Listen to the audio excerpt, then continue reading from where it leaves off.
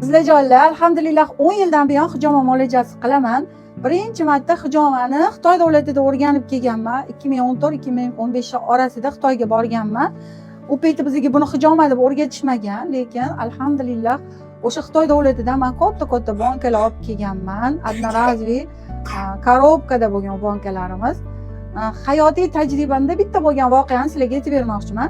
Menga yoshgina kelinchak kelgan, hijoma muolajasiga kirib keldilar-da, men juda ham qattiq mazam bo'lmayapti. Hijoma muolajasi qilib qo'ying. Menga sizni bitta domla taklif qildilar, domlaga o'qitishga boryotgandim.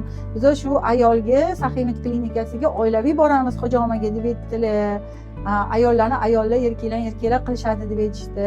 Sizni rosa maqtashdi deyishdi. Mayli deb men u ayollar jalbalarini eshitdim-da, shikoyatlarniki. Shunga qarab sunnatga muvofiq hijoma qilishni boshladim.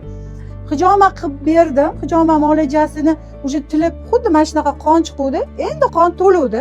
Har doim bizda men Oyatul Kursiy surasini aytib hijoma qilaman. Menga kelayotgan patsientlar bilishadi.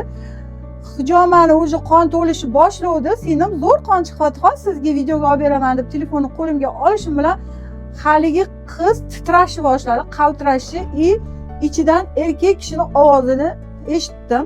Erkak kishi gapirishni boshladi. Nima deyapti men tushunmadim, lekin o'sha qo'lim qaltirashi, u ayolning qaltirashiga o'zim ham qo'rqib ketdim. Sirazi qon to'lsa to'lmas hijoma muolajasini yakunlash uchun bankalarni olib tashladim. Haligi kelinchak shunaqa qaltirayapti, oyoq qo'li butun tanasi qaltirayapti. Keyin oldimda u qizni o'ziga keltirib, uspokоиться qildirib, suv ichirdim. Senim nima bo'lyapti dedim. Lekin o'zim juda qattiq qo'rqdim, bekitmayman. Chunki hayotimda birinchi marta bunaqa voqea bo'lishiydi. Keyin u qiz o'ziga keldi. O'ziga kelgandan keyin menga aytdiki, kelinchak, turmushidan ajrashgan kelinchak ekan. Opajon dedi, rosa qo'rqitib yubordimmi dedi. Ha, sening bunaqasi bo'lmagan. Juda ham qattiq qaltiradingiz, yana ovozingiz juda g'alati eshitildi dedim. Keyin aytdiki, opa, meni ichimda jinim bor. Men shu o'tga hijoma muolajasiga uydan chiqdim, hijoma qildiraman deb, ichimdagi jinim bormaysan deb men bilan urushib keldi dedi. Ishoninglar, men juda qattiq qo'rqaman. Prosta aytmoqchiman, hajomlarda shunaqa voqealar ham bo'lib turadi. Ayniqsa sunnat tochkasiga hijoma qildirganda, sunnat tochkaga hijoma qildirganinglarda ko'z aytadi-ku, ko'z tuyani qozonga, insonni mozorga qo'yadi degan gap bor.